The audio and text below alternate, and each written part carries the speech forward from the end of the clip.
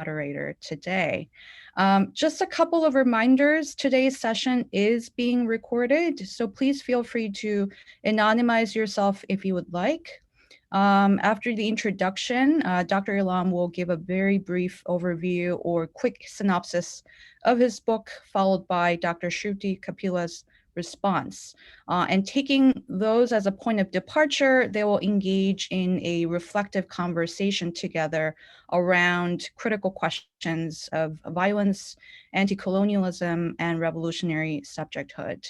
We'll then open it up to our audience for Q&A, and I now begin by introducing our speakers. Daniel Elam, the author of World Literature for the Wretched of the Earth, is an assistant professor in the Department of Comparative Literature at the University of Hong Kong. Daniel specializes in transnational Asian and African literatures in the 20th century, modernism, post-colonial theory, and global intellectual history. He has written on Bhagat Singh, Mahatma Gandhi, B.R. Ambedkar, W.E.B. Du Bois, Emma Goldman, and other figures for venues including post-colonial studies, interventions, and PMLA. Daniel previously taught at the University of Toronto, Cornell University, and University of Wisconsin-Madison after receiving his PhD in rhetoric and public culture from Northwestern University. He's currently working on, among many other projects, Empire, Modernity, Critique, 20th Century Critical Thought in the Global South, Primary Sources and Contexts, an anthology coming out in 2022 from Bloomsbury Press. Just a quick note on the book, World Literature for the Wretched of the Earth, recovers a genealogy of anti-colonial thought that advocates collective inexpertise, unknowing, and unrecognizability. Early 20th century anti-colonial thinkers endeavored to imagine a world emancipated from colonial rule, but it was a world they knew they would likely not live to see. Written in exile, in abjection, or in the face of death, anti-colonial thought could not afford to base its politics on the hope of eventual success, mastery, or national sovereignty. Daniel Elam shows how anti-colonial thinkers theorized inconsequential practices of egalitarianism in the service of an impossibility, a world without colonialism. Last but not least, our discussant, very important discussant today is Dr. Shruti Kapila. She is university lecturer in history at the University of Cambridge and a fellow of Corpus Christi College.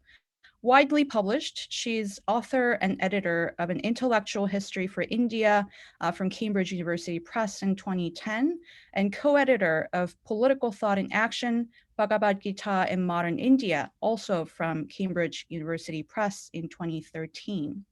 Her book, Violent Fraternity, Political Foundations of the Indian Age, will be published by Princeton University Press and Penguin Random House in spring 2021. Her writing has also appeared in leading academic journals and international publications, including Past and Present, Modern Intellectual History, Financial Times, India Today, and Prospect. So we'll sort of do that for first half of the session for about 40 to 45 minutes. We'll hear from Daniel and Dr. Shruti Kapila, and then we'll open it up to our audience. So without further ado, I'll hand it over to Daniel. Thank you, Suryan, and thank you, Shruti Kapila, for being a part of this and being part of the conversation. And thank you for everyone who's shown up. It's really exciting to have so many people celebrate a book about inconsequentiality, and it really is a privilege to talk to Dr. Kapila about the work and the kind of shared overlapping kind of interests that we have, and also the ways in which we disagree. But I thought I would say a few words first about the book. It is a sprawling study of trying to put comparative literature and the history of comparative literature in a conversation with the history of anti-colonial thought. And so the title, right, World Literature for the Wretched of the Earth, is trying to think about Frantz Fanon on one hand, and Erich Auerbach, the founder of comparative literature, on the other. And then in between, using that bracket, the Frantz Fanon and Auerbach in conversation, to then reread South Asian anti-colonial thought. That by Punjabi revolutionary thinker Bhagat Singh, Ghadar Party leader Lala Har Dayal, who was organizing a mutiny between California and Punjab in the teens, B.R. Ambedkar, who was a outstanding Dalit activist and also the drafter of the Indian Constitution, and then last but not least, M.K. Gandhi, who is likely the most familiar outside of South Asia. And so the project was to put all of these thinkers in conversation together to see what happens when political theory and critique has to be written in a world that is not secured, and in the service of a world without colonialism. But the thing that you know about that is that you will not live to see it. And that question motivated both the early thinkers of comparative literature, who most of whom were German Jews in exile from the Nazi regime, and as well as South Asian anti-colonial thinkers who were either on the run or living in abjection, or facing some other kind of restriction on their ability to think and write and act politically. And I think I'll stop there. That's the sprawling account of every kind of major figure that plays a role in this sprawling little book. But kind of hand it over to Shruti to talk more about the things that came up for her. Yes. Okay, thank you, Daniel. This is actually a wonderful invitation for many reasons, because first and foremost, huge congratulations for a wonderful book. And this is not just sort of to say it in a kind of ritualistic manner. I must insist to anyone who's listening and who's here, it's an absolutely beautifully written book. And it's a very compelling read at the level of the experience of reading itself, to which we will come to in a minute, because of course reading is the quintessential anti-colonial act and practice that you have highlighted as part of what you're calling, as it were, the inconsequential. And at the same time, I think it's interesting, if not paradoxical, that you have chosen the least inconsequential figures to map the inconsequential. So, whether it is Gandhi, who is, of course, the global icon of, not just nonviolence, but also, the fact that, he looms so large over the 20th century, sort of surpassing in some ways even the figurations of a Stalin or Hitler, who are his contemporaries. And again, at the same time, even say Bhagat Singh, as well as, of course, Ambedkar, who is foundational to Republican and democratic India. And perhaps the least known figure in this is actually the person who is, committed to the idea of reading and writing, a fully paid up public intellectual who dabbled in some sort of politics, i.e. Har Dayal. So I'll come to all those figures separately, but I wanted to kind of straight away highlight, as it were, this kind of central paradox in this book.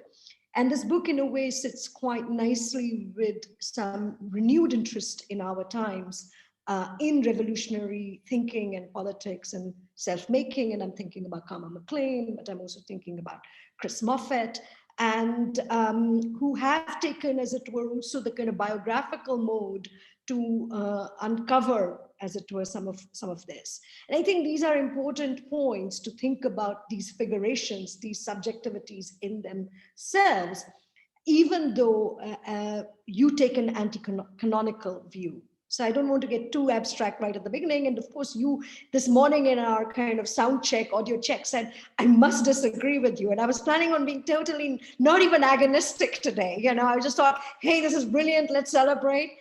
And I think I will kind of highlight the fact that there are two, let's sort of share some of the key findings that struck me, and without what I think about that, but what are the 2 or 3 findings. One, as you rightly pointed out, the book kind of is bookended between Fanon and Auerbach, which is to say between Blackness and the Jewish question.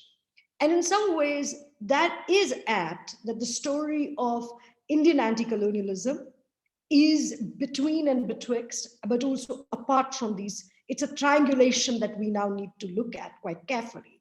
I think you could have done, I mean, there's much more to be had here, both critically and not simply to connect these 3 triangles, but actually to see the very strong departures in not just political trajectories of these three movements, but also the intellectual fallouts of these 3 modalities. I mean, and therefore I think I will put some pressure. This is a kind of a trigger warning to you on the, on whether, really how useful is Fanon, or can we kind of like see, can we actually put some pressure here between the kind of radically different anti-colonial terrain that your figures have charted from that of, say, Fanon. And maybe there's something quite productive to be had here between, and so so in a way, would we put these figures close, if we forget the triangle and if we think it's a line, would we then put some of these figures closer to Auerbach than to Fanon, and what that might do, or some other thinkers. So that's really the first point, that this is an interesting kind of triangulation, and one which is actually quite faithful, I think, to what has happened in the 20th century of this kind of three modalities. Secondly, as you've already kind of described those 4 figures a little bit, and I'm going to bring them out in separate kind of discussion points. In, I think, lesser hands, these would not cohere in one book. And I think that's to your credit, because they're very phenomenally different people with very different political projects and political imaginings. And I think, so that was really a kind of counterintuitive book, putting together. I can see Auerbach and Indian anti-colonialism and Fanon at some intuitive level working. But I was actually thinking this is a very counterintuitive set of people to have brought together. And I was intrigued how this would actually fold together, apart from your interest in them. And I think the point you make is about reading, and reading as an important act, practice, and as a way of world making, not simply as, and I think, and what you want to say about that. And I think on that, I think I'm, the act of reading is not obviously, you don't see it as a form of consumption or just something that is passive, but it is an act of self-making. It is on the side of production rather than on the side of consumption. And so I'd like you to say a little bit more on that. And here I think I would also like to hear how you think someone who is not a very major reader, deliberately not a very major reader, i.e. Mahatma Gandhi, someone whose ashrams, his abodes are marked by an absence of books. How do you place his acts, and interestingly, all your 4 figures have very distinct writing styles. Gandhi's is a very aphoristic writing style, almost Socratic. Certainly in Swaraj is that. Could be even, I would say that it's much more Nietzschean in that sense. It's sort of, and yet Gandhi is the most, as it were, self-reflexive on the act of reading out of all these figures, because he says at the beginning of In Swaraj, I have read what I wanted to read. Now I'm going to write something by which I can live by. Right? So I think he has a much more kind of clear relationship between reading and writing, or at least much more articulated one. Whereas I think certainly Ambedkar is a counterpoint. He's much more a systematic thinker, much more into, as it were, canonical debates, and you also bring that out. And then of course, Har Dayal is complex, because he is he innovates a new kind of pamphlet writing for the Ghadar movement, which is like today's world, it would be kind of like a text message or something which is highly mobile. I mean, his pamphlet is something that is given to mobility, easy translatability, and alike, and which is why it is so explosive in its dissemination in every sense. But at the same time, he's also aspiring, almost, I wouldn't say mimicking, but almost aspiring to be a proper public intellectual, certainly by the end of his life. And I want to draw some of that out, that there are all lots of contradictions here. All this to say that you want to position that this is their reading is anti-authoritarian, or that this is anti-authority, or that this is inconsequential, or that this is against sovereignty, right? National or even of the other. Now, I think I want to question all of that, because the very fact that you and I are in conversation about the same figures and texts, which is it's a rare thing. It's happening now, but it's a rare thing for non-Western political thinking or cultural thinking to be able to discuss, such a range of texts and figures. It's sort of a given thing for Western political thought or Western thinking. This means that whether you like it or not, you are involved in canon making, of a new canon making, or whether you like it or not. I'm going to push you a little bit on that there is a new canon here of anti-colonialism, of anti-colonial political thought, in my view. And it may not adhere to, say, the way in which the canon has operated, say, for something like political thought, from Hobbes to Rawls via Marx. But there is something here that connects, as it were, whether it's Fanon, but you can think about it as a global canon, or you can think about it as a much more limited canon, given coming out of some contextual thing. So this is my final point, therefore, is that though you like to think about, and I'll draw out some of these things more as we go along, my final point is really that on the inconsequential, and whether this was just, I don't think you're just rebranding, but why is there a hesitation to use the word subaltern? Because that's really what it is trying to say. And here, I think you and I will differ again, because our perspectives are different. I don't think anti-colonialism is to be understood necessarily in the small key. This is and so in that sense, if my book that comes out, I don't have a kind of manifesto or even a methodological introduction or any of that, but it's very clearly anti-subaltern in that sense, because it is looking at figures who have, as it were, had the deepest have been of the deepest consequence. And so I think I want to draw you out on this inconsequence, power, subalternity question, which has become back in a renewed way. So when I was a graduate student, this was seen to be something of a kind of revolution, and now it's part of a kind of wider student movement culture in universities, and whether it's decolonizing the curriculum. So this canon, this anti-colonialism is now received in the contemporary language of, as it were, race politics on campuses. I don't think I'm not going into culture wars, but they've been displaced onto a kind of much more global university, or it's become a first world problem, let's call it that. And in becoming a first world problem, it's also got displaced and lost, perhaps, question to you, some of its potency, some of its hard-edgedness. When you read, that it's become something that has become in its high usability and for its inspiration for some kind of equity today, or some kinds of calls for, say, whether it's decolonizing the curriculum or racial justice or any of that. Then they've been displaced from their moment of the interwar and empire. How do you see now, I'll leave it open. How do you see what has happened to these figures who are invoked a lot now, whether it's Ambedkar, less so Gandhi, Fanon certainly, Bhagat Singh 100%. So when you have these afterlives, if you're using, say, Chris Moffat's word, you have these very potent afterlives of almost all of these characters. What has been lost and what has been gained in their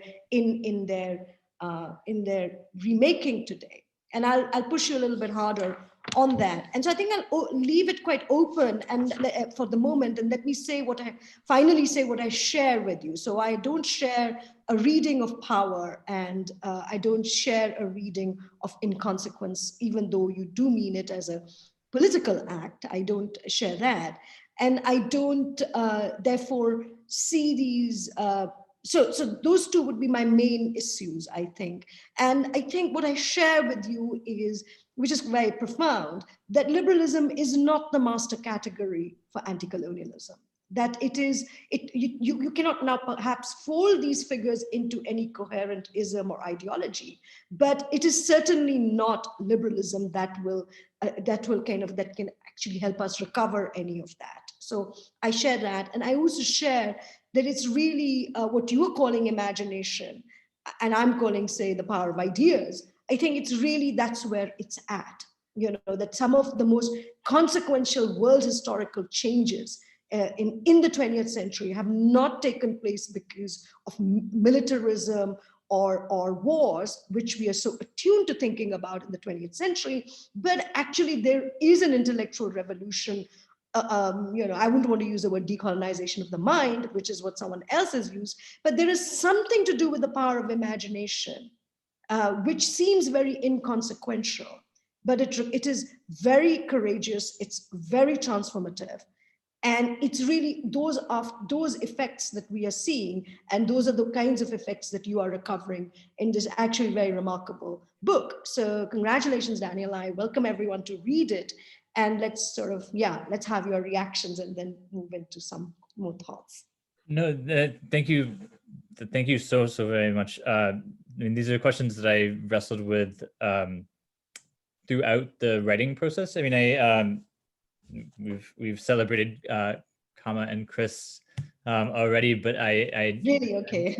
I'm indebted to them for beginning this conversation around revolutionary reading, revolutionary writing, and one thing that I was the first thing that I noticed as I was working on Bhagat Singh and then Har Dayal, and then most obviously then Ambedkar and Gandhi, is what all four thinkers have in common is this proliferation of reading lists.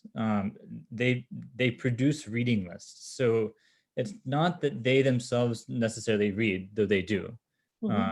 It's that there seems to be an implicit theory of reading as some sort of political act that is necessarily a part of the anti-colonial subject, right? That there is an anti-colonial theory of reading that is as important as the anti-colonial theory of bomb throwing, the anti-colonial theory of satyagraha,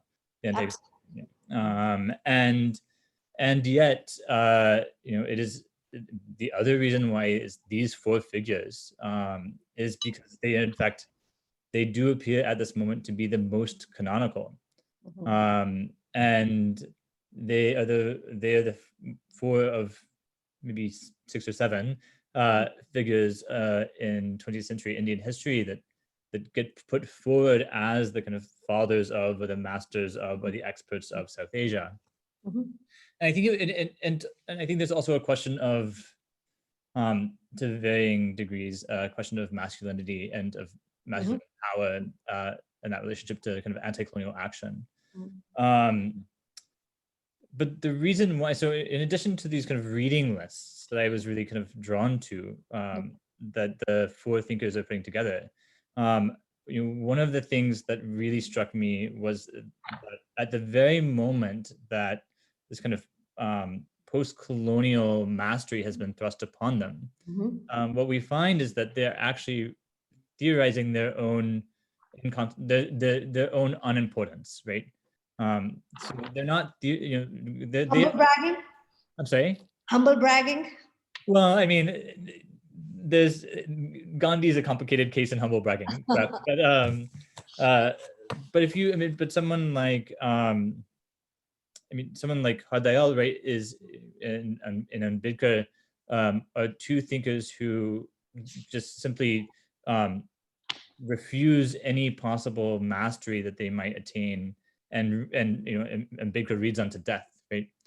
And so this kind of endless, inconsequential reading, not for mastery, not for expertise, but simply as a way of cultivating a certain type of critical subject in the present. Yes. I think is one of the things that sort of made these four figures stand out. I mean, clearly there are a number of figures in revolutionary movements, in the Gandhian movement, in the Congress Party, who were also theorizing, so many different forms of political community. But I think there's something about the kind of that kind of post-colonial power that's been thrust upon these particular four men on behalf of their masculinity, on behalf of their their consequentiality, that it struck me as these are the four case studies in some ways to rethink what it means to simultaneously make a demand against the colonial state, while also theorizing what you can do in the meantime. And one of the things that you can do in the meantime ad infinitum and without a kind of hope for mastery or expertise is you can read. And reading here is in one sense picking up a book and and flipping through it, but as the kind of like Har Dayal is a really great thinker of this, right? Reading is about first reading something on your own and then calling your friends over and then having those friends call their friends over. Gandhi's theory of reading, as Isabel Hoffmeyer has shown, it's about these constant, and so it is about this kind of immediate creation of an egalitarian community in the advance of and underneath, in the advance of a post-colonial utopia and underneath the current colonial regime. And so, I think these are thinkers who, and including Fanon and Auerbach, right, who are theorizing both the necessary consequences of their action, and then also, this is Kamal McLean's phrase, what to do in the meantime, and a certain politics of the meantime, where the colonial world will not have ended, and yet we need some sort of theory of how to take care of each other in some egalitarian way before that arrives, and that that post-colonial world might not arrive anytime remotely close to our own lives. And it's in that sense then, so the act of reading for me was more closely aligned to this kind of Benjaminian tradition of critique, right? And a very German tradition of critique, which is this kind of total inhabitation of a text, a complete disavowal of one's own authority in favor of being in awe of the work of art, and a kind of constant disavowal of one's own mastery, a constant disavowal of one's own expertise, and this desire to appreciate with friends, this kind of great moment of experience, the collectivity of reading, of talking about reading, and for Benjamin that was critique, right? And it was so for Auerbach, right?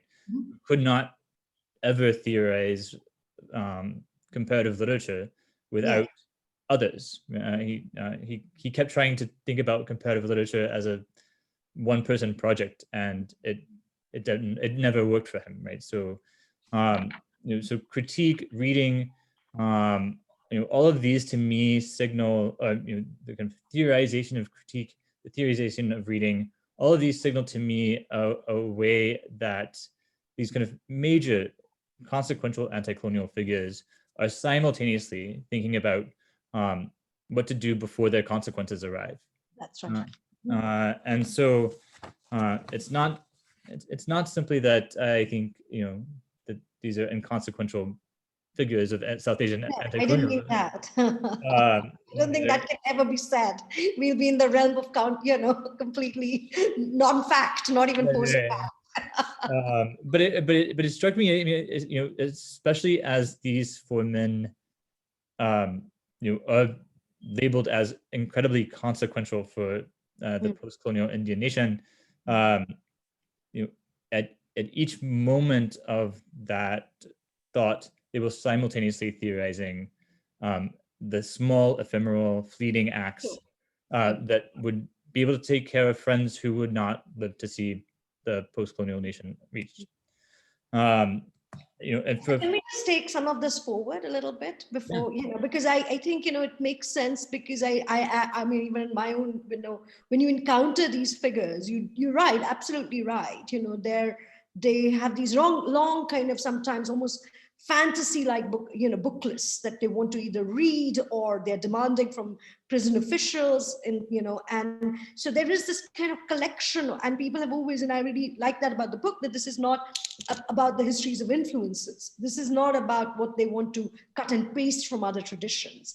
But but what you powerfully say, that there is this question of anti-authority into this kind of critique and into this practice of reading. At the same time, I'm not saying that we have to return to their canonical status or their, but there is something at stake even about authorship, which you have elided, if I may say so, because authorship is on the side of authority, on the side of ownership. And this is what I was trying to say with my Gandhi quote, that even someone as, humble bragging or whatever, someone always looking for his own self-abnegation or self kind of destruction or leaving while entering, those sorts of things that Gandhi does, is able to sort of stake ownership on that act. So that's what I was trying to get at, that this is that, and I think you're absolutely right to highlight this Benjaminian idea of critique, especially for an anti-colonialism, which is so kind of wrestling with some of the most powerful, the worst kind of power dynamics in the world. Right. So I think all of that, so I was just thinking why you were because I'm not a literature person. I come from it as a historian and sort of political thought person. Why were you as a literature person so hesitant on the question of kind of therefore thinking about authorship? Because they're also highly innovative figures in terms of ideas.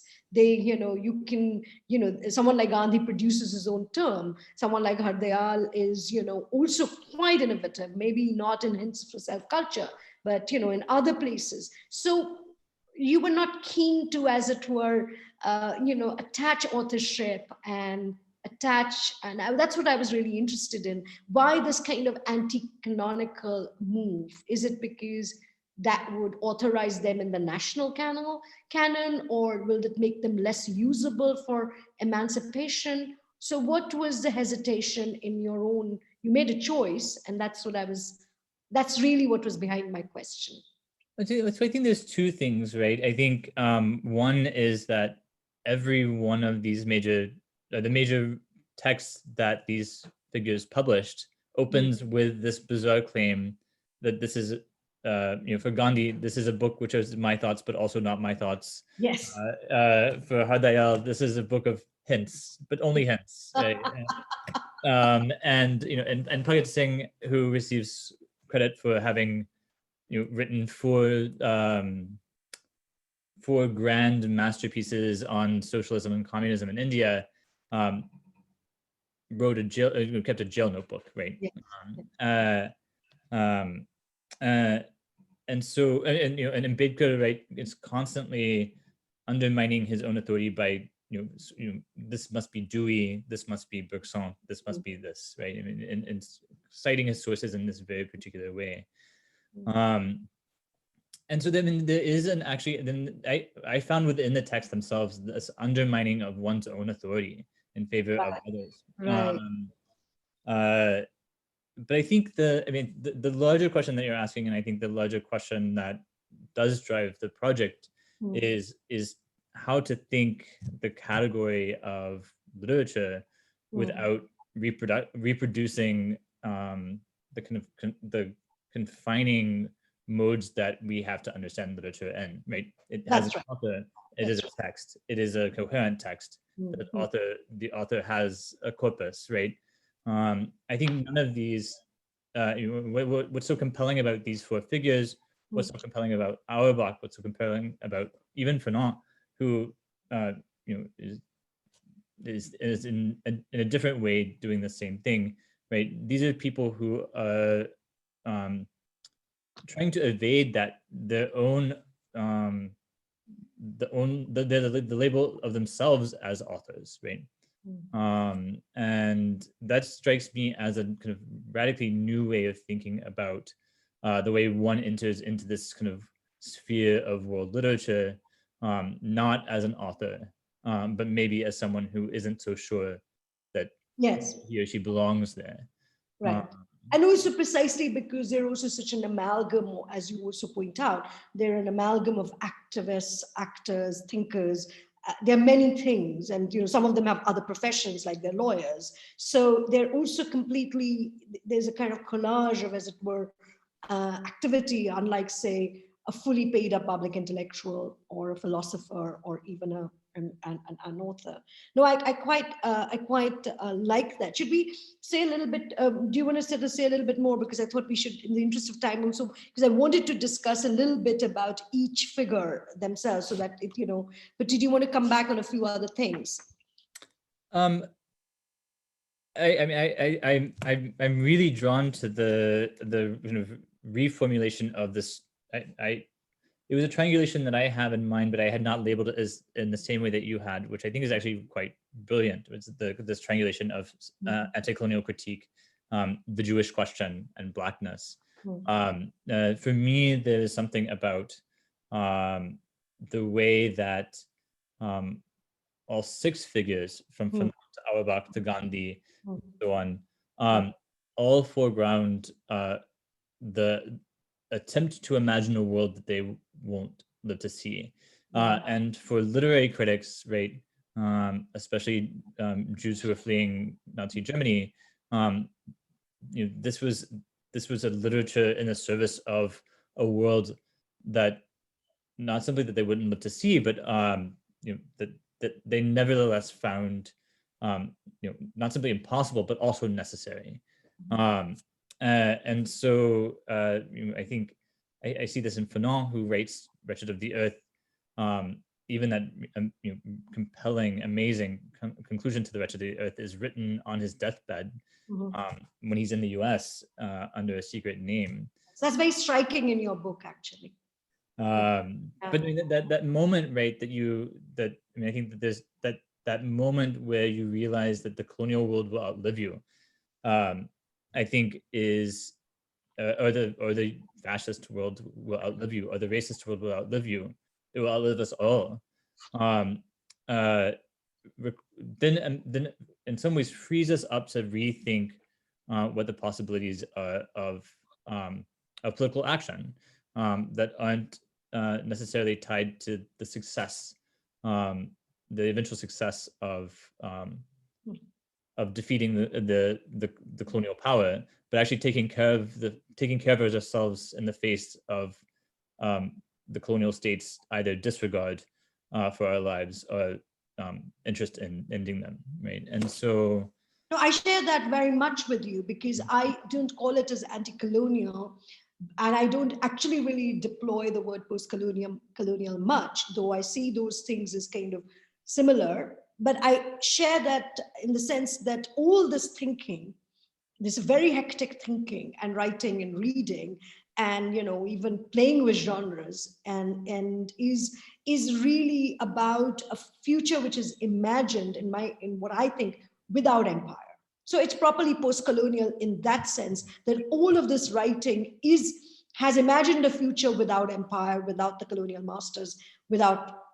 So that's really the true audacious nature of this thinking, which is what makes it so, as it were, I think, yeah, potent, because it's not simply about the mechanics of, and this is part of the problem that certainly for someone like that, these people certainly, barring her, even perhaps they are, all these people have been pressed into service in narratives in which their role has been seen to just do the mechanics of freedom, get the British out. Whereas actually their real power is in the way that they have actually imagined a world and politics where the empire doesn't exist. So I think that's really how, as it were, that power of imagination is interesting. And so yeah, I just wanted to kind of agree with you there, but I also wanted to kind of disagree at this point, because I think Fanon has been mentioned. I think your book is, in the interest of time, let me just say, your book is very nice about these people, and okay, you kind of. You cover your nice, you kind of you just said, okay, yeah, they're all men, so masculinity is at play. I mean, I'm not even going to ask you that question, because that's fairly obvious that they are men. But I was quite struck, and I used your essay, your Nehru Memorial lecture essay on Har Dayal you will see in my book, because I take a completely different view on Har Dayal from you. So I share with you that whether it is Har Dayal, whether it is Gandhi, certainly Ambedkar, but Nehru too, even some figure like, they're incredibly people who are, even perhaps not, they might be narcissistic, but they're very unsure of themselves, which is why you see loads of nervous breakdowns, which are either redacted from the archives. You get glimpses of it in Har Dayal's letters to Van Brooks and the like, but there's a series of kind of emotional turbulences and nerves. These are not coherent personalities in that sense, or very mastered personalities. But I think, say, someone like Har Dayal, who flirts openly with the Germans, and also has friends who will then become very good collaborators. All these people you think he's reading with will end up servicing the Hindutva cause. He himself remains ambivalent, though he does write about Hindu race, which you cite in your work. So I had two questions around Har Dayal for you. I have another question on violence, which we can come to at the end. But the first really question is that, really, is Har Dayal, I'm not saying we have to kind of, see in some backward teleology the founder of Hinduism, but I just think you were too kind to him. You were, and I find him fascinating precisely because he can't be fitted in easily. He moves around. He does things like doesn't take an Oxford degree, but ends up in, H.G. Wells' society and as a kind of fully paid up London intellectual. And then, of course, is bomb throwing and is teaching, is the head of a major anti-imperial violent insurrection. So, and a third party war for you can't call the Ghadar anything but a third party, war in some ways. So fine. I mean, I thought you didn't wrestle with the question of his relationship with Hindu politics. I don't mean religious, but Hindu-ness and raceness around that. And the second thing was, I thought Hints for Self-Culture was a terrible book. I read it, and I just thought it was so unoriginal. And I was like, this was an original man who is ending his life unlike Fanon, with the most unoriginal book that you could ever find in the library of of anti-colonialism. So I wanted you to say, how do you see his trajectory? Because the book seems like a set of instructions that perhaps your grandfather or your uncle or someone avuncular, someone older is giving. Do this, read this, go there.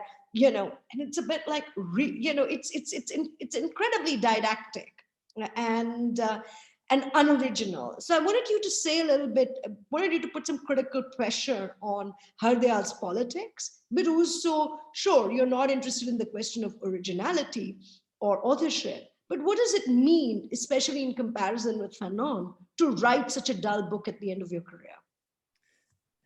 This is a fantastic question. I mean, I want to go back to you phrased something slightly just a few minutes ago as hectic and experimental, and I think that's one of the things that really draws me to these pieces is that they are all written quite tentatively, either with the express preface that says these ideas are mine and yet not mine. They're just hints. But this world of the 1920s, 1930s South Asian anti-colonialism was hectic with all sorts of proposals for how to reimagine political community.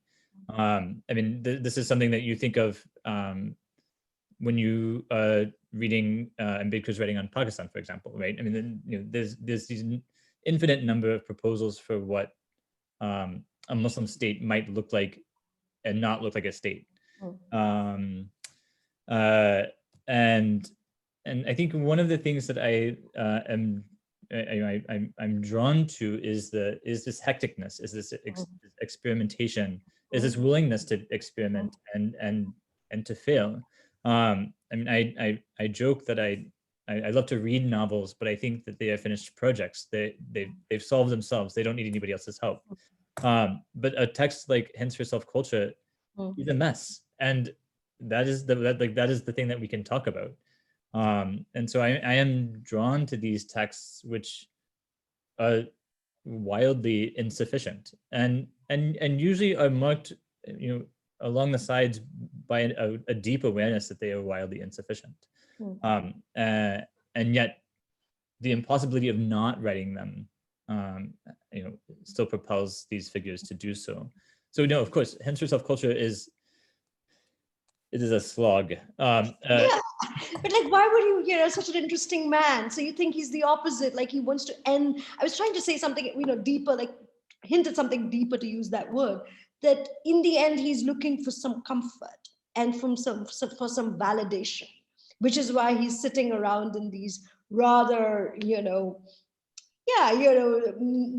proper, let's say, salons in London. And, he's doing things which are not very edgy.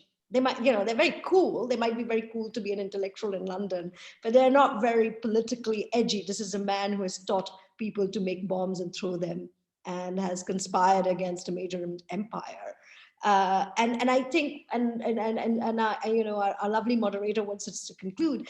And I think this is a tension in these figures, and this is where I'll end with as well, between what you are calling reading, or what I will, the between repose and action.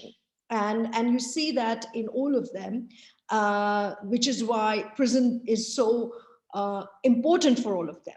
It becomes so productive for all of them, because it's a self-inflict, it's a choiceless kind of repose. Or Gandhi with his ashram. And with this guy, the library and, the kind of slightly staid life of a London intellectual, after all the kind of hectic, action of the World War and that. So, and I think, and let's just end this here so to open it, but this hecticness versus patience, or repose versus, or reading versus writing, or is also related, and I think that's something that is not touched in the book, between violence and non-violence, and between, as it were, politics and aesthetics. And I think the book is, what I think the book does is really, if I were to be very categorical, like if I would have approached these figures as really, political figures with a capital P, and what you have done is rescued them and made them into literary figures. So you have, made them into the work of aesthetics is important here. And I think it's an interesting, and what you therefore get is very different, which is why I think, I know you want me to be more pressing, but I'm not going to be more pressing. But I think that is a reason why you did not go down the violence route. Whereas, because I'm interested in them as political figures, as political thinkers, as canonical political philosophers, if I can even go in your presence and say that I do end up seeing their world not in terms of reading and inconsequence, but in terms of violence and death politics. So which I'm not saying is the two don't go together, but I think it's a fantastic complement, and in the sense they put together. Yeah. Yeah, no, I think that's, I think you've hit on precisely what I was trying to think through here, which is that these are not merely political philosophers, and nor are they merely aesthetic writers. They're both. They are trying to envision a new world, trying to describe its contours in both political ways and also aesthetic ways. And so the experimentation, the critique, is always both aesthetic and political for all of these figures. And I think that, for me, that solves in many ways that distinction between violence and nonviolence, action and repose. I think there's a long history of, and I think these are four excellent examples. These are four excellent examples of a long history in 20th century activism, which was as much about making demands on the state, throwing bombs, and also making sure that your friends are alive. Yes, that's right. And so, the kind of the one that always comes to mind is my uncle, who died from HIV/AIDS in 1993. And that moment of late 80s AIDS activism, as I began to interview his friends and kind of his other activists around that moment, was that it was as much about the die-ins as it was about taking care of friends' cats when they went to the hospital. No, I think that's and those can't be thought separately. I mean, you can't have a die-in and also not take care of your friend's cats, knowing that your friend will not come back for the cats, right? And to think those together, to think bomb throwing and to think reading, to think confronting a policeman to the face, and also ensuring that your friends will not be shot by those policemen. Those are always the kind of, that's the double non-binary approach to kind of the most radical 20th century activism. Right. So I think that combination of choosing the most masculinist, powerful figures of South Asian anti-colonial critique and having them read is part of realigning that, reinforcing that tradition that a revolutionary stance is to always do both, to act on behalf of the utopia that you wish to see, and to act on behalf of friends who won't live to see it. That's right. No, congratulations again is all I can say. No. So yeah, it's been, I think we have lots to talk about, and there's so much to say, but I think we're being told to kind of open and kind of wind up. So I just want to say that congratulations again, and I look forward to kind of more dialogues of this variety. No, thank you. Thank you so much. Thank you very much, Daniel and Shruti. As much as I would like to listen to your conversation overnight, hopefully, my hope also is to kind of see if this conversation can continue on with our audience members, obviously. And that was such a wonderful, maybe I would say generative and generous undoing of the book as well, in the most sort of delightful sense. So we would now like to open it up to our audience. I would like to invite all of you to utilize our chat box to ask questions or share your comments. If you would like to actually speak directly to the author or the discussant, please type in the chat box as well, and also use the raised hand emoji that you see on Zoom at the same time, so that our tech administrator can see you and help you unmute you when it's your turn. As we're getting some questions, but I will use my moderator privilege to ask this question to get things going a little bit. And I have many questions, but I'll just ask a very, very preliminary question, perhaps, beyond and beside the content of the book too. I'm actually curious to hear more about the cover design, maybe because I'm a performance studies scholar and I'm immediately drawn to the masked figure in the image, but also the revolutionary posters in the back. So I understand that this is part of a photography series by artist Gary Gill, who uses papier-mâché masks in juxtaposition with these revolutionary posters and the idea of learning, specifically in this cover image. And so if you could talk a little bit about that as we kind of move into a more fruitful conversation that's kind of posed by our audience members. I mean, I mean, the reason to buy the book is so that you get your own Gauri Gill print. Gauri is a friend from Delhi. She's an amazing photographer.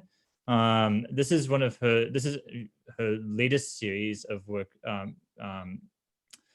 One of the major series before this one was that she worked with young teenage women in Rajasthan at a mela and worked with them and to help design their own portrait. And there's simply breathtakingly beautiful portraits that are designed between Gauri and these teenage girls who have complete control over the aesthetic design. And a similar thing happened with this. It's an Adivasi community in Maharashtra who are known for making these papier-mâché masks, but mostly for gods and goddesses and for kind of big, large-scale religious ceremonies. And Gauri was able to convince them to instead, at least one time, make a series of masks that represented everyday objects, and then have them arrange their portrait in conversation with her. So again, it's that question of portraiture arranged between the photographer and the subject, where the subject actually has the power of organizing the frame. I mean, it was difficult to choose any one of these. If you can find them online, they were recently at MoMA. They're absolutely stunning. This one stuck out for a number of different reasons. It has Bhagat Singh. It has reading. It has it has everything. Sri Aurobindo, but I mean, I think one of this portrait is a local school teacher who arranged for her portrait to be taken with this particular mask at her desk, and there's this kind of tension between in all of these beautiful portraits between what is revealed, and what can be said about this Adivasi community in Maharashtra, and what's hidden, and it's these, It's very interesting. Can I just say that that if you were to type in or just to see what's going on in Delhi, I'm in Delhi at the moment, and there's a big farmers' protest going on to enter the city, and I was struck because I was reading Daniel's book, and there are all these impromptu stalls for books that have come up there, and people are reading, and it's fantastic. And some of it is, because of the pandemic, I'm not taking the risk, but it'd be so interesting to go and see what is it that they're reading. Or for instance, when you had the centenary celebration of the Gadar movement, which you write about in Jalandhar, where they have the memorial, what was the celebration was actually just a series of bookstores all over the city. And it was really interesting. So it speaks very much to your point, because this is not about didacticism, but reading as some sort of practice. And so the cover does it justice for sure. And I mean, I think there's something kind of haunting. I mean, there's something haunting about this image that is, Gauri is very sensitive to this, right? I mean, it's an Adivasi community. It's a scheduled tribe, scheduled caste, and to have them to be in charge of their own representation, while at the same time demanding non-recognizability, struck me as one of the, it aligned so well with the kind of issues of the simultaneous demand for recognition and a realization of the threats that state recognition brings. And I think Gauri's work thinks about that so beautifully. And I'm just incredibly lucky to have that image on the cover. Thank you, Daniel, very much. We have a question from the audience, Majida El Rumi. I'll just read out loud the question that's being asked in the chat room. I'm thinking of how these theories of reading intersect with questions of translation, taken in a capacious sense. Translation across space, different contexts, the creation of useful categories. Some of the authors you work with are contemporaneous with East Asian or Arab thinkers who did a lot of translation as a way of theorizing their colonized conditions, etc. How do you see translation in relations to reading, to authorship, to drawing in other potential readers? Does your work pivot to, does your work pivot to Benjamin also engage with his theories of translation? So thinking about the translation, especially in the colonial context and conditions. I mean, one place that I'm especially fascinated by this, and this emerged out of conversations with Faisal Devji, who was talking about Hind Swaraj and all of the bizarre made-up Sanskrit Gujarati words that Gandhi sneaks into, not simply Hind Swaraj, but then Satyagraha in South Africa and the discourses on the Gita, and I think I was this kind of playfulness within a certain type of anti-colonialism that is about a translation of a word that doesn't exist, was part of Gandhi's lexicon, right? So how do you translate Satyagraha back into the Sanskrit from which Gandhi sometimes pretends it comes from, and Gujarati in other cases, and so these kind of this it's not quite the question of untranslatability, but in fact a certain kind of playfulness with language that forces a question of translation and yet renders it totally impossible to answer at the same time. Bhagat Singh and Har Dayal are two thinkers who were quite kind of active about thinking about the reading in translation, just given the kind of sources that they were drawing on from the kind of Bolshevik Revolution to the Irish Republican Army.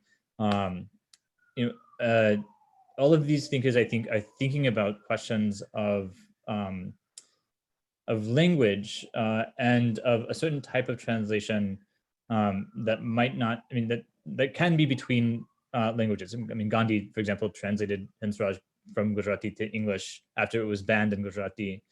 But the kind of more the more exciting thing I think about this kind of mode of anti-colonialism is that it is it revels in a certain type of untranslatability, unintelligibility that nevertheless communicates with the kind of collective it's trying to form. It's and yeah, I mean, of course, it's running alongside the Clothard movement and all of these other movements which are really trying to unite through translation. But there's something else going on, I think, with thinkers that in this book at least. May I just add something slightly different, if you don't mind it, though, of course. So I don't work in literature, so to the person who's asking this question, and to Daniel Elam and to Sue Ryan, I'm sorry if I get this really wrong, and you guys, because I know, libraries are full on theories and thinking about translation. So, but it has really struck me that, particularly Arabic and also certainly Southeast Asia, but certainly, the Arabic world, which is now its modern intellectual history or global intellectual history, interventions have been on the basis of translations. So whether you think of Omnaya El-Shakri's work of Freud, or the Arabic Freud, or say, Marwa El-Shakri's work on Darwin, it's all via the translation, and they're really major kind of canonical translator figures. And I think it's interesting that maybe India is posing South Asia. I know it's a global terrain, is doing something else, because I also noticed that at the level of traveling. So if you go to Turkey, you will, or even Beijing, you get you get the entire English and German world translated in the local language. Right, you can see Nietzsche in Istanbul, in Turkish, and there are like very few English bookstores in Turkey where people actually speak Turkish. Now that's not the case in India. Translation is there, but it doesn't have this huge, and it's an interesting question to think about, why that difference, even in this world literature and modalities. What does it point to? So I have just one very speculative answer, which is more in terms of the Arab world rather than Southeast Asia, which is because Southeast Asia also will have a different answer, I think, which is that it is mediated through the long exegetical tradition in Islam. And therefore, it has related to theology and exegetical debates around religion, which have already been in kind of a centuries old kind of world of borrowing and reborrowing through those kind of canonical forms. So which allows, as it were, for a kind of softer landing for modern translation projects. I don't know, that's just at one level, I think that's the case, and that's at a sociological level. But I also think that these are very different intellectual activities. And on that, I don't have a very good answer. And I certainly don't want to, spell it out in this manner, in any manner at this point. Yeah. But I think it's about, I think there's a brilliant quote that starts your book, which is about betrayal. And I think translation is always an act of betrayal. And I think that's really also what some of our people are involved in, whether they're in Southeast Asia or they're kind of betraying the Enlightenment, they're betraying, as it were, the canon, the European canon. So I find even as they translate it. So I think it's interesting. It's interesting. I mean, this is the Isabel Hofmer's point, right, about Gandhi's mode of translation is to cross over the issue of South Asian illiteracy, right? So it's about, it's not simply about kind of translating between languages, but about memorization and recitation. Yes. This comes up in a number of different cases where the act of translation is the move from the page to a certain type of that's right oral transmission. That's right. That's right. Everything about Gandhi's, more famously, I think everything about Savarkar's Hindutva is written in a way so that it could be memorized, in the Andamans, and then yes, there's also that. Yes. But I mean, the translation there is not really between languages, but between media, and thinking about modes of circulation that are necessary to spread. Yeah. We have someone from the audience who would like to ask questions directly. Elster, would you like to unmute yourself? Hi, Shruti. Hi, Daniel. Hi, lovely to see you. See you both too. So thank you for such a wonderful conversation. It was great. I've just started reading the book. I'm about halfway through, and I'm really enjoying it. And I have to admit, reading about authorless revolutionaries in Hong Kong with leaderless movements, I thought it was very poignant. The question I have, I think, is maybe revealing of my training it's about violence. So when I read the book, especially the Gandhi chapter, the question I had was, is there a relationship between the capacity to be misrecognized and the capacity to be recognized? Because for me, at least, someone like Gandhi is uniquely successful in compelling the state to recognize him as a political subject. And I don't know so in that sense, everyone before him, I think, fails, but he is the one that they are genuinely anxious about committing any form of violence towards. And I think so that's the question is that something, is the ability to misrecognize also based on, for someone like Gandhi, the privilege of being recognized? Yeah. I mean, I think, the thing that drew me to Gandhi's it's Gandhi's unintelligibility, that, in when Churchill asks him, tell me what you want, it's this kind of fake Sanskrit Gujarati English translation word, and so there's a kind of forced unintelligibility at the moment of recognition. So even as Gandhi is recognized by the British Raj, he's also trying to kind of trouble that so that he becomes unintelligible at that moment, right? He's inventing words. The thing that he wants is always outside of the grasp of what the British could give him anyway, and so or even Nehru, and so then he uses that moment of recognition, which is the kind of line that always sticks out to me in very bizarrely, is that it's Har Dayal is the first person to pose a threat to the British Raj, and then it's Gandhi. And Kill one, though. I think that's a great point. Or not they kill, or he dies, in the sense that, in a way, I think it's a fascinating question that's been asked, because just to sort of, I didn't mean to interrupt, but then don't you think that Har Dayal and Gandhi's fates are quite different on just this matter? It in some ways, the most boring book that Har Dayal wrote was some sort of attempt to write the most boring book in the that he could possibly write, whereas Gandhi, who is now then, and by the end of the 30s, a significant figure that the British were paying attention to, was busy rewriting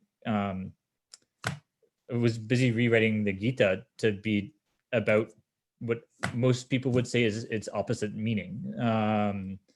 And so there's this kind of, there's Gandhi, I think, recognizes in that moment of recognizability, or being recognized, the possibility of remaining unintelligible. Yes. And I think, I think that's actually really great. I think that's a brilliant question, because it is also not about sovereignty in the way that I have certainly looked in terms of violence, in terms of even whether it's sovereignty at the basis of the self or something else. So I think it's interesting what you pose, and I think the question has ramifications for how we conceive of political subjectivity. And so the play between what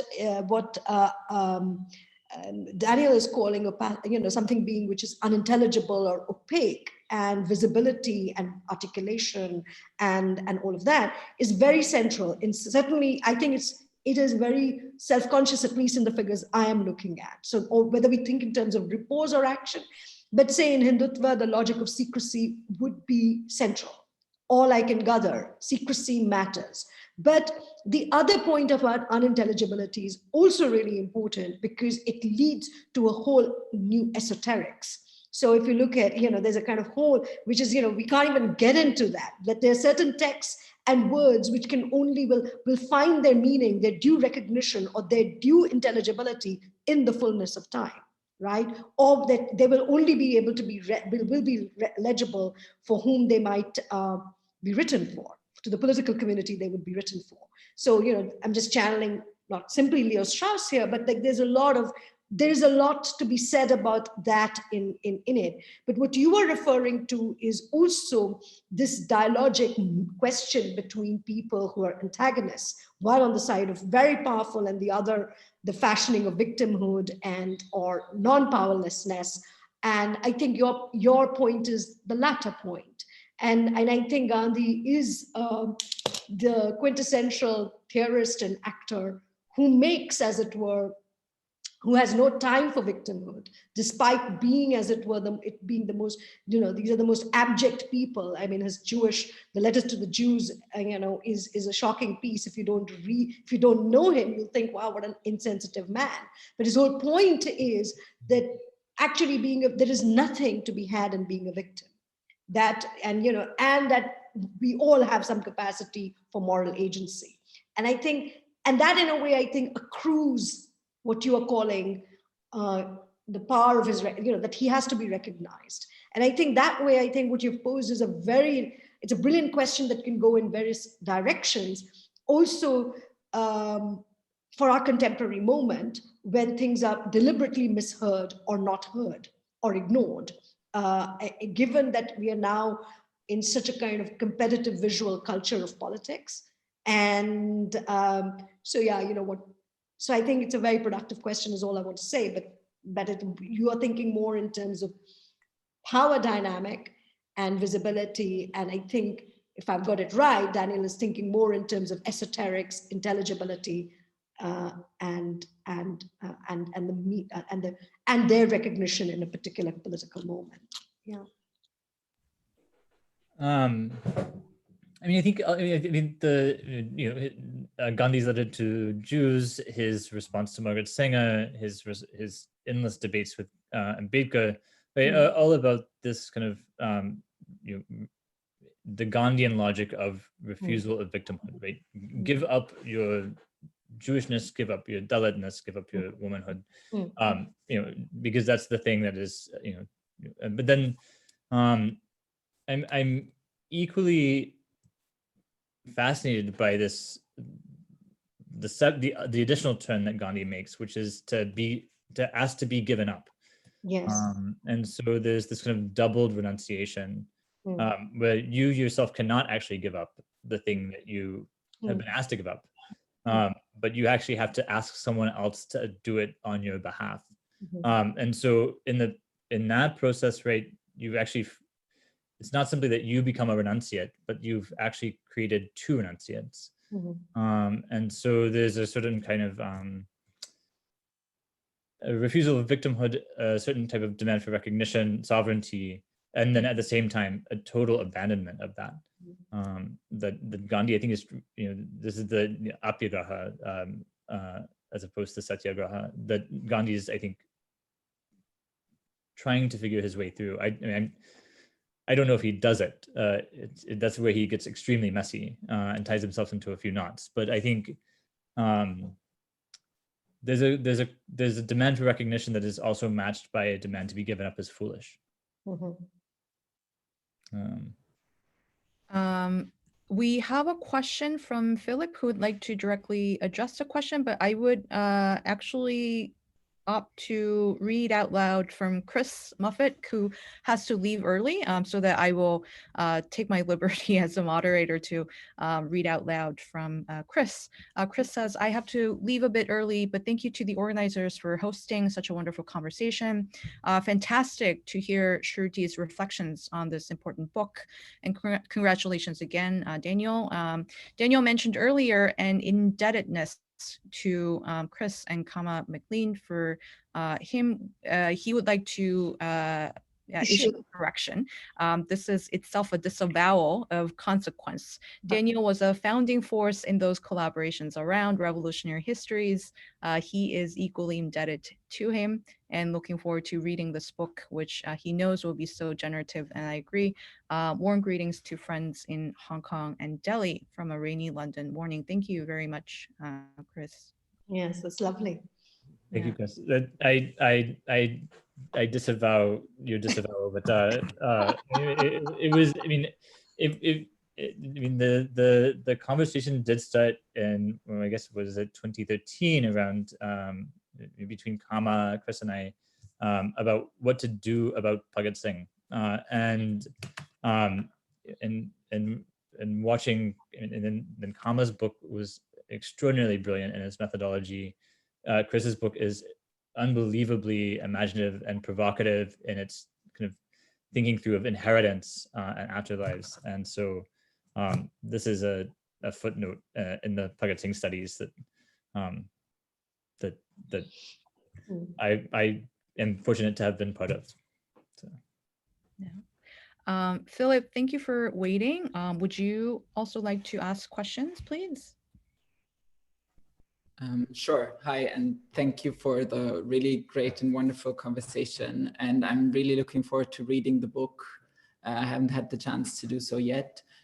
So I was wondering, because I'm from comparative literature also, so I wanted to come back to the question of world literature. And I wanted to ask you if sort of, what if you could talk a little bit more basically about what it means to sort of read literature as the cover or the text says, like as an inexpert reader, and if that could mean also, to come back to the question of Auerbach, also if you would understand this way of reading as sort of opposed to a philological reading, and what that does to the question of world literature, like how you would say that sort of that the reading you develop through the readings of these authors sort of changes the perception of what it like world literature means, or how we do world literature, maybe.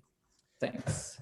No, thank you. I mean, this is a I mean, in this regard, I'm indebted to two moments in Auerbach, but primarily his essay in 1952, where he is thinking about a philology conducive for world literature, and he kind of runs through a number of different kind of possibilities for how one might do world literature in the wake of the Holocaust. And at this moment where homogenization and kind of uniformity are becoming the forces of the world. So in other words, how does one retain any commitment to heterogeneity, impurity, mistranslation, at this moment where mastery, homogenization, and standardization have tended to take over. And he runs through a number of different proposals, all half-heartedly. But one of the kind of most striking sentences is that if we have to do world literature, we have some obligation to whatever it is, come up with a philology or philological method or literary method to grasp it. And at the moment that we grasp it, it will have ruined the project, right? So the success of world literature will be the end of world literature, right? And so this is Auerbach sets up in a kind of really moving way the impossibility, the necessity of doing world literature, and also the impossibility of doing world literature. That there can never be a mastery of world literature, precisely because that would be the end of the world. And I should say that the South Asian edition of this book, which is coming out in 2 weeks, has a different title and a different cover, and is called Impossible and Necessary. So taking projects that are considered to be both impossible and on the basis of their impossibility, therefore all the more necessary. And I think this is how Auerbach sets up the project of world literature after World War II. That one is bound to fail, and success would be even worse. And yet, to not act on behalf of a world that has a literature that is heterogeneous, that is impure, that is mistranslated, that is a mess, right? Is one has to do that. That's the necessity of the task of the literary critic, and the literary critic will fail. I mean, the other moment obviously is I don't need to make any more drama of this scene than Said has, but the end of Mimesis, where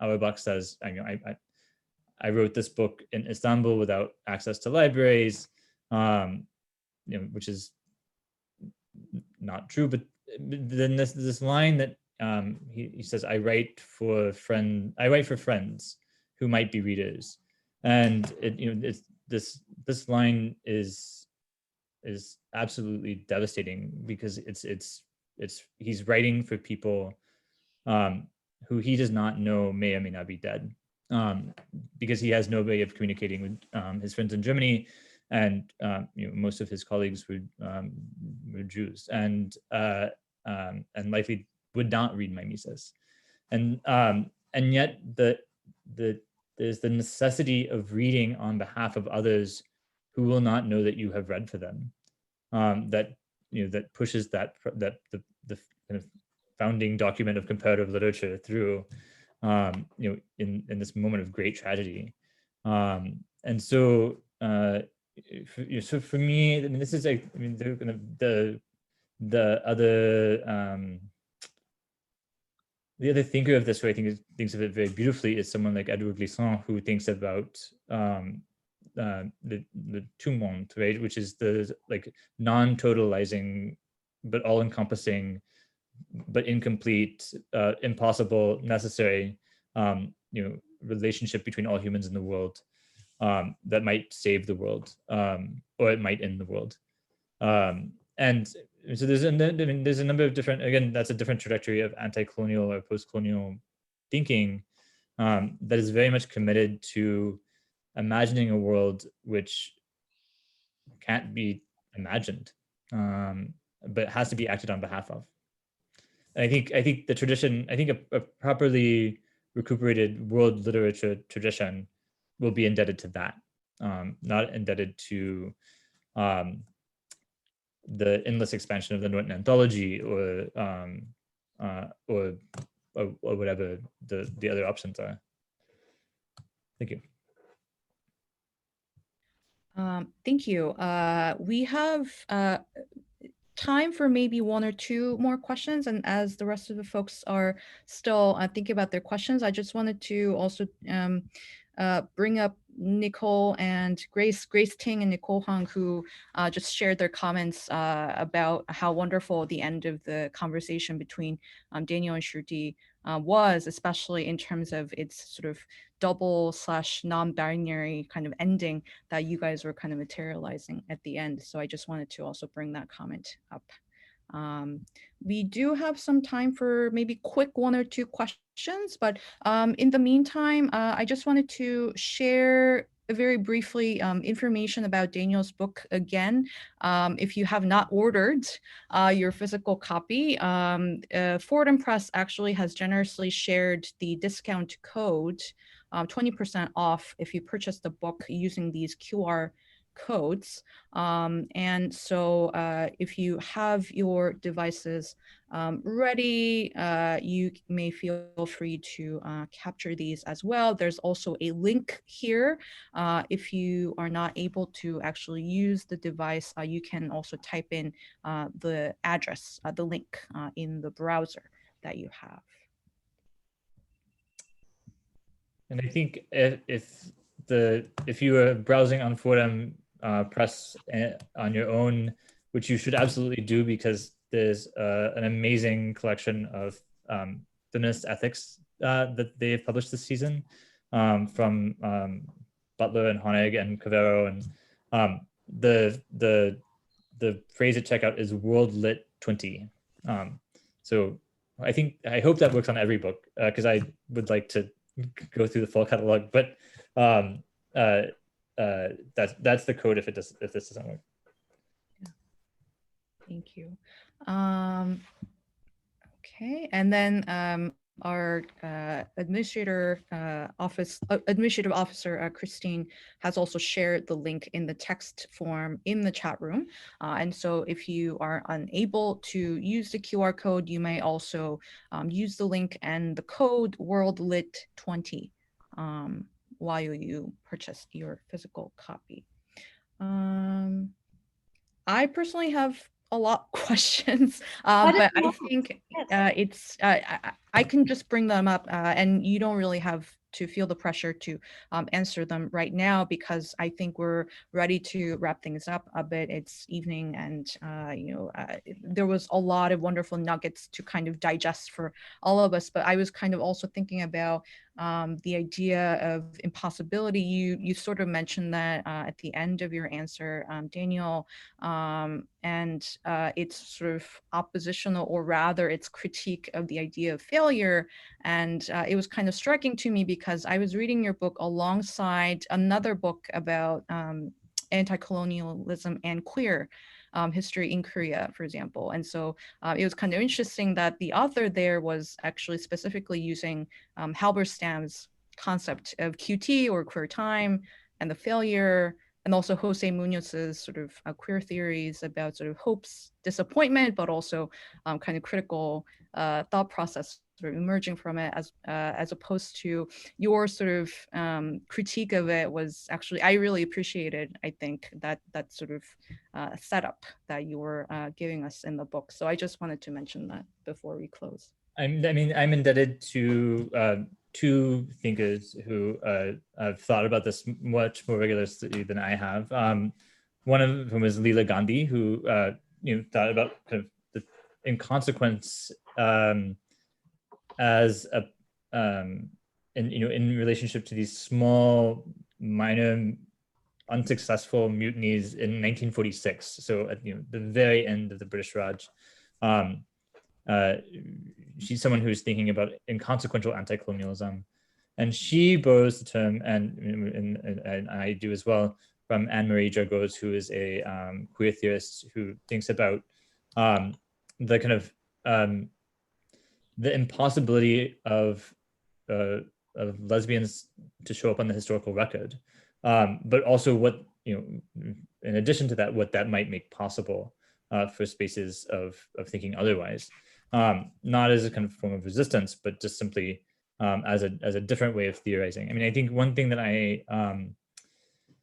I find frustrating about Habelstam is this notion that that something can be judged, a success or a failure, and I think that requires an external audit, an external judge, an external expert who knows in advance what failure and success look like, and I think we that is already in the production of a world with authorities, and the kind of anti-colonial world that one hopes to see is a one without authorities. Yeah, thank you. And also, Grace Ting has sort of a question that may be aligning with what we're sort of talking about right now. She says, maybe not unrelated to what the moderator was saying. I had a longer, not quick, question about how you feel your work resonates with Hong Kong right now.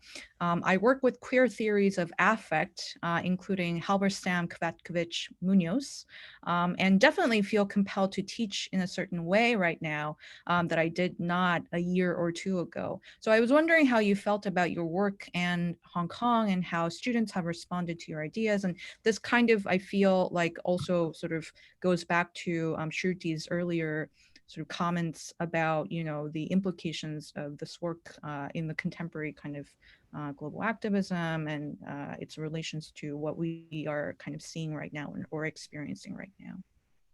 So with Grace's question and comments, and also Esther kind of echoes this question as well. And so perhaps with that, and maybe to ask Shruti and Daniel to kind of give us maybe final remarks, we'll then wrap up after that. But would you maybe respond to Grace very briefly?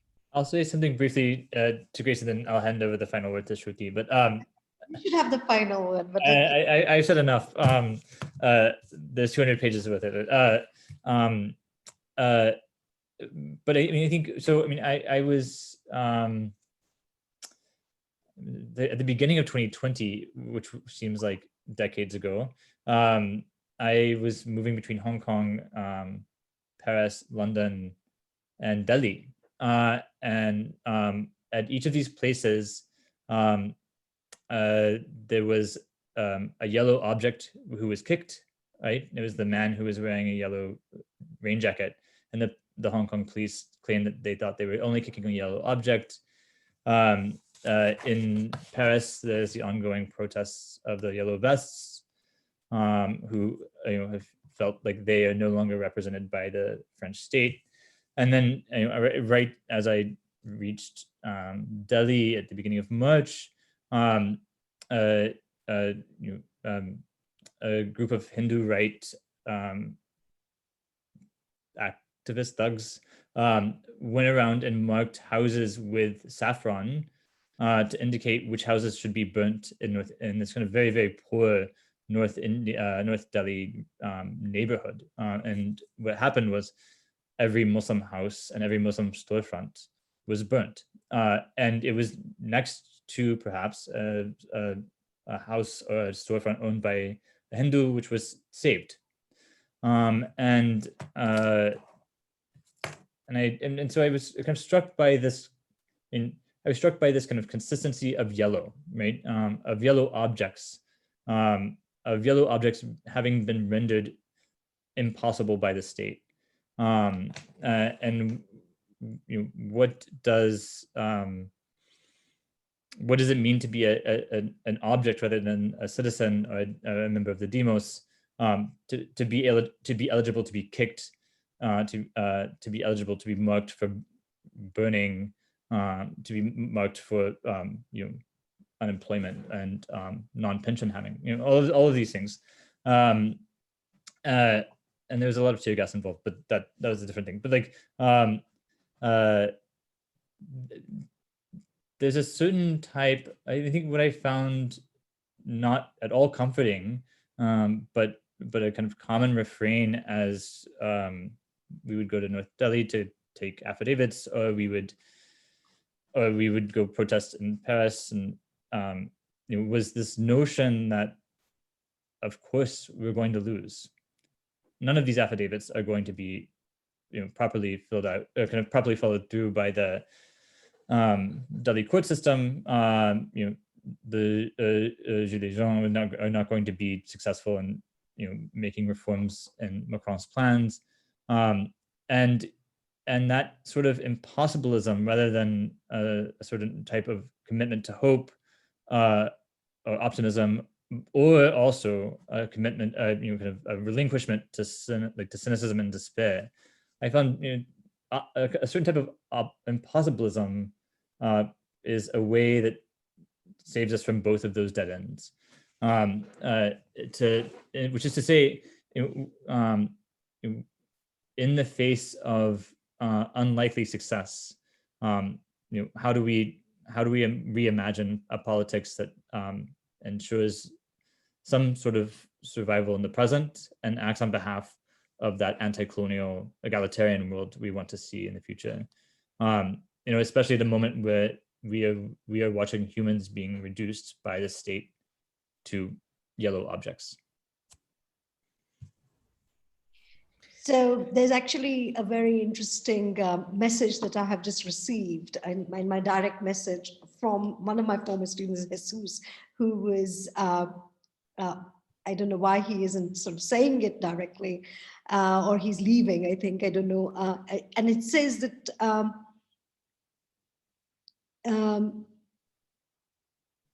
yes, so, his point, which is what I would agree with, that we can't see Gandhi or Nehru as subalterns, and that people seem to have more issues with their statutes than with his statute than, say, Churchill's.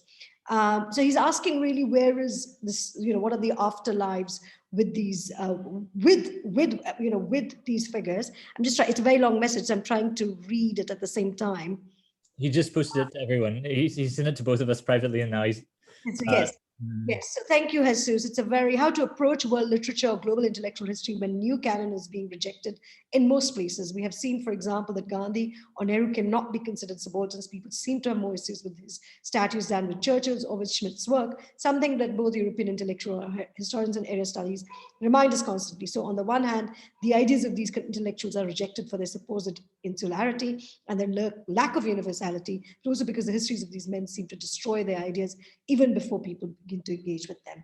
I think it's a fantastic question, and I think it speaks, and this is partly why I think it's really interesting and therefore complements what Daniel has done. And we won't, I mean, at least I see these figures not simply as father figurations or figures that must be, their reputations, their fatherly reputations come up and go down when they're pressed into service for, say, a national consciousness or state building project and the like.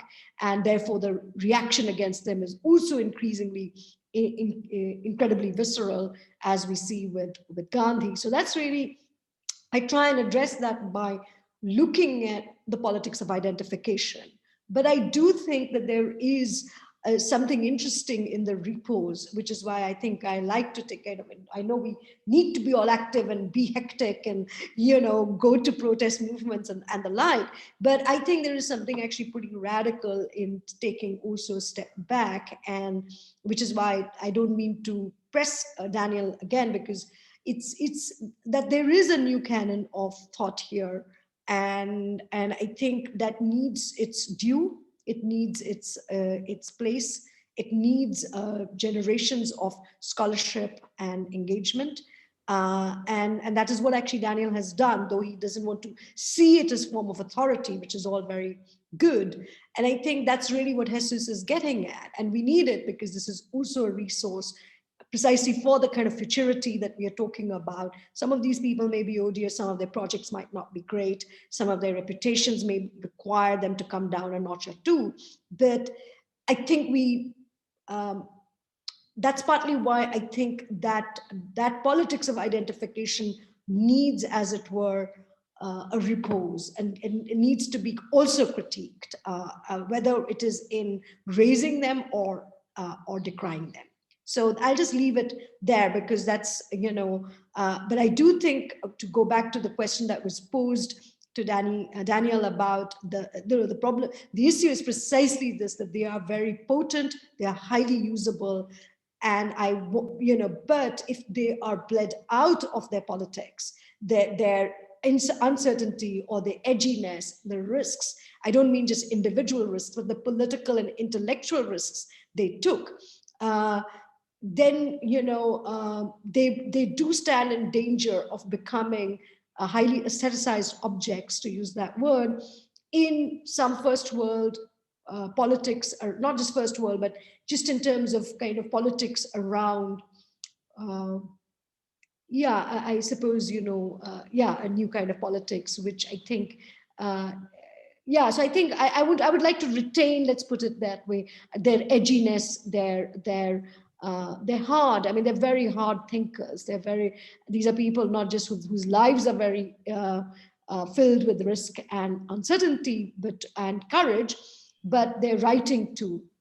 And the difficulty is that once you make them into, as it were, fetish objects, either to love them or to hate them, that becomes, as it were, problematic. And that's what I would just leave it there, whether it is for the right or the left. These are dangers, these are real dangers in treating them. And therefore my labor would be more in what Jesus has said, of getting them a kind of status in the libraries, in the books that you see behind, as part of people we now read as just the way we've read many other thinkers in shaping our worlds. So, but I want to hand it back to you and Daniel and to Suryan, but I just want to thank you for an amazing book and also for this wonderful conversation, and all the best for a very long life for the book.